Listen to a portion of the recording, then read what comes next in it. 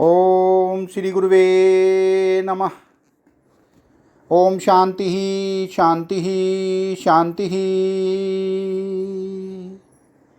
प्रणाम भगवान। भगवान योग वासिष्ठ महारामायण से उत्पत्ति प्रकरण और सर्ग नंबर 46 से 51।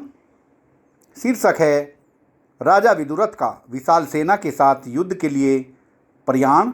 युद्ध आरंभ। लीला के पूछने पर सरस्वती द्वारा सिंधु के विजयी होने में हेतु कथन। विदुरथ और राजा सिंधु के दिव्यास्त्रों द्वारा किए गए युद्ध का सविस्तार वर्णन। राजा विदुरथ की पराजय और देश पर राजा सिंधु के अधिकार का कथन। श्री रामचंद्र जी ने पूछा, मुने, जब वे तीनों देवियां उस राजमहल के भीतर यों परस्पर वार्तालाप कर रही थी, उस समय विदुरथ ने क्रोध आवेश में महल से निकलकर क्या किया? श्री वासिष्ठ जी ने कहा, वत्सराम, जिस समय राजा विदुरथ अपने भवन से बाहर निकला, उस समय वह नक्षत्र समूह से घिरे हुए चंद्रमा की भांति विशाल सैन्य दल से परिवेष्टित था। उसका सारा शरीर कवच आदि से सुरक्षित था। हार आदि आभूषण उसके शरीर की शोभा बढ़ा रहे थे। वह जय जयकार की तुमुल ध्वनि के साथ देवराज इंद्र के समान बाहर निकला। उस समय वह योद्धाओं को आदेश दे रहा था। मंत्री व्यूह रचना एवं जनपद व्यवस्था संबंधी बातें उसे सुना रहे थे। वह वीरगणों का निरीक्षण करता हुआ एक ऐसे रथ पर आरूढ़ हुआ जिसमें 8 घोड़े जुते थे। उत्तम जाति वाले उन अश्वों की गर्दन बड़ी सुहावनी थी। वे शुभ लक्षणों से युक्त, फुर्तीले और एक हरे बदन के थे तथा अपनी हिनहिनाहट से सारी दिशाओं को निनादित कर रहे थे। उस समय जिन्हें सरस्वती देवी यह ने दिव्य दृष्टि प्रदान की थी, वे दोनों लीला नाम वाली देवियां और वह राजकुमारी उस महायुद्ध को देख रही थी। उसे देखकर उनका हृदय विदीर्ण सा हो रहा था। राजा विदुरथ की युद्ध यात्रा के पश्चात शत्रु सैनिकों के बाण व आयुधों से निकलता हुआ कट शब्द परिपूर्ण रूप से शांत हो गया। ठीक उसी तरह जैसे एकाक वन के जल प्रवाह से बड़वनल शांत हो जाता है, उस समय राजा विदुरथ अपनी सेना को धीरे धीरे आगे बढ़ा रहे थे। उन्हें अपने तथा शत्रु पक्ष के बलाबल का ज्ञान नहीं हो पाया था। इसी दशा में उन्होंने शत्रु सेना में प्रवेश किया। जिस समय समरभूमि में दोनों सेनाओं की भीषण मुठभेड़ हो रही थी, उस समय दोनों लीलाओं ने भगवती सरस्वती से पुनः प्रश्न किया। दोनों लीलाओं ने पूछा, देवी, यह बतलाइए कि आपके संतुष्ट होने पर भी मेरे पति इस युद्ध में, जिसमें से गजराज भागे जा रहे हैं, अकस्मात विजय क्यों नहीं प्राप्त कर रहे हैं? श्री सरस्वती जी ने कहा, पुत्री, राजा विदुरथ के शत्रु इस राजा सिंधु ने विजय प्राप्त की कामना से चिरकाल तक मेरी आराधना की थी, परंतु भूपाल विदुरथ की आराधना विजयार्थ नहीं थी। इसलिए यह राजा सिंधु ही विजयी होगा और विदुरथ पराजित हो जाएगा, क्योंकि समस्त प्राणियों के हृदय अंतर्गत ज्ञान वृत्ति रूप से मैं स्थित हूँ। अतः जो मुझको जिस समय जिस रूप में प्रेरित करता है, मैं शीघ्र ही उसके लिए उस समय वैसा ही फल का संपादन करती हूँ। बाले, इस राजा विदुरथ ने मैं मुक्त हो जाऊं, इसी भावना से मुझ प्रतिभा रूपिणी का ध्यान किया था। इस कारण यह मुक्त हो जाएगा और इसके शत्रु राजा सिंधु ने मैं स्वयं संग्राम में विजय हूँ, इस कामना से मेरी पूजा की थी। इसलिए बोले, विदुरथ, भार्य रूपिणी तुम्हारे और इस लीला के साथ समय अनुसार उस सब रूप देह को प्राप्त होकर मुक्त हो जाएगा तथा इसका शत्रु राजा सिंधु स्वयं उसे मारकर विजय श्री से सुशोभित हो भूतल पर राज्य करेगा। श्री वासिष्ठ जी कहते हैं, राघव, देवी सरस्वती यों कह रही थी, तब तक भगवान सूर्य उदयांचल पर आ पहुँचे, मानो वे जूझती हुई दोनों सेनाओं का आश्चर्य में युद्ध देखना चाहते थे। उस समय जैसे धूलोक में आकाश के चिन्हभूत सूर्य और चंद्रमा दिखाई देते हैं, उसी तरह जन संहार हो जाने के कारण उस शून्य संग्राम भूमि में राजा पद अर्थात विदुरथ और राजा सिंधु के प्रकाशमान रथ चलते हुए दिख रहे थे। उन दोनों रथों में चक्रशूल, भुसंडी, रिष्टि और प्रास आदि आयुध खचाखच भरे थे। उन रथों के पीछे बहुसंख्यक सूरवीर योद्धा, जिनके सैनिक भयभीत हो गए थे, रणभूमि में भालों, बाणों, धनुषों, शक्तियों, प्रासों, शंकुओं और चमकते हुए चक्रों की भयंकर वृष्टि करते हुए चल रहे थे। इतने में ही प्रलयकालीन वायु द्वारा गिराए गए शिलाखंडों की तरह दोनों सेनाओं पर बाण गिरने लगे। उस समय राजा विदुरथ और राजा सिंधु की परस्पर ऐसी भयंकर मुठभेड़ हुई, जिसे देखकर लोगों को ऐसी आशंका होने लगी मानो प्रलय के लिए विशेष रूप से बढ़े हुए दोनों महासागर परस्पर टकरा रहे हों। राजा विदुरथ अपने विपक्षी राजा सिंधु को, जिसके कंधे ऊंचे थे, सामने उपस्थित पाकर मध्यकालिक सूर्य के दुस्साहस आतप की भांति प्रचंड कोप से भर गया। फिर तो उसने अपने धनुष को, जिसकी टंकार ध्वनि चिरकाल के लिए सारी दिशाओं को निनादित कर देती थी, कान तक खींचा। उस समय ऐसा भयंकर शब्द हुआ जैसे कल्पांत काल में उठी हुई वायु मेरुगिरी के तट प्रांत से टकरा रही हो।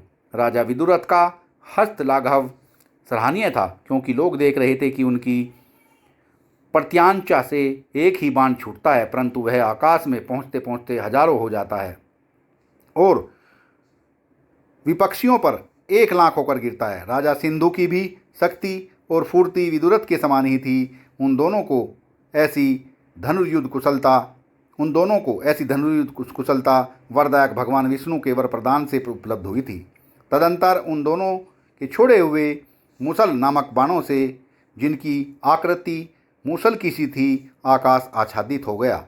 उन बाणों से प्रलयकालीन ब्रजों की गड़गड़ाहट के समान भीषण शब्द हो रहा था।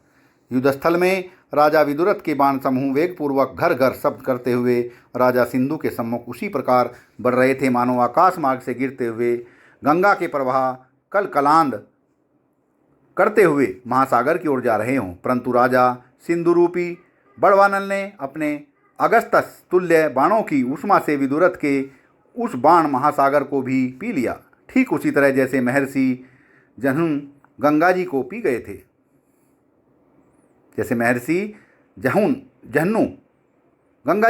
थे। तत्पश्चात राजा सिंधु ने बाणों की उस वृष्टि को छिन्न भिन्न करके स्वयं बाणों की इतनी बड़ी झड़ी लगाई कि आकाश में सायकों का ही मेघमंडल घिर गया। तब विदुरथ ने भी, जैसे प्रलयकालीन वायु उमड़े हुए साधारण मेघों को उड़ा देती है, उसी तरह अपने उत्तम सायकों से शीघ्र ही उस बाण रूपी मेघमंडल को विध्वंस कर डाला। इस प्रकार वे दोनों भूपाल परस्पर बदला लेने की भावना से एक दूसरे को लक्ष्य बनाकर बाणों की वर्षा करते थे और एक दूसरे के प्रहार को व्यर्थ कर देते थे। तदंतर राजा सिंधु ने मोहनास्त्र का संधान किया और यह अस्त्र उसे किसी गंधर्व के साथ मित्रता होने के कारण प्राप्त हुआ था। उस मोहनास्त्र के प्रयोग से विदुरथ के अतिरिक्त से सभी सैनिक मूर्छित हो गए। उनके शस्त्रास्त्र और वस्त्र अस्त व्यस्त हो गए। मुख और नेत्रों में उदासी छा गई। उनकी बोलती बंद हो गई। वे मृतक तुल्य अथवा चित्रलिखित से प्रतीत होने लगे।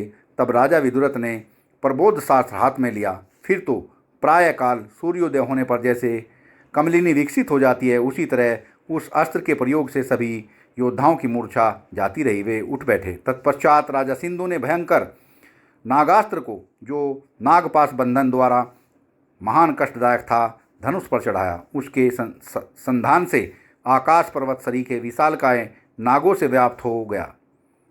मरनालों द्वारा सुशोभित हुई पोखरी सी यह पृथ्वी श्वेत वर्ण के सर्पों से विभूषित हो गई। सारे पर्वत काले नागरूपी कंबलों से संपन्न हो गए। ये सभी पदार्थ विष की ऊष्मा से मलिन हो गए और वन तथा पर्वतों की विशालता से युक्त पृथ्वी व्याकुल हो गई। तब महान अस्त्रों के मर्मज्ञ विदुरथ ने भी गारुड़ शास्त्र का प्रयोग किया और उस अस्त्र से पर्वत सदृश विशाल काय इतने गरुड़ प्रकट हुए जिनसे सारी दिशाएं भर गई। उनके सुनहरे पंखों की चमक से सभी दिशाएं स्वर्ण में प्रतीत होने लगी। उड़ते हुए उन गरुड़ के पंख से पक्षधारी पर्वतों की उड़ान से उत्पन्न हुए प्रलयकालीन वायु की भांति भयंकर आंधी प्रकट हो गई। वे अपने श्वास वेग से फुरफुरा करते हुए नाग समूहों की ओर अपनी ओर खींच लेते थे। उनकी गुड़गुड़ाहट की तीव्र आवाज़ समुद्र पर्यंत व्याप्त हो गई।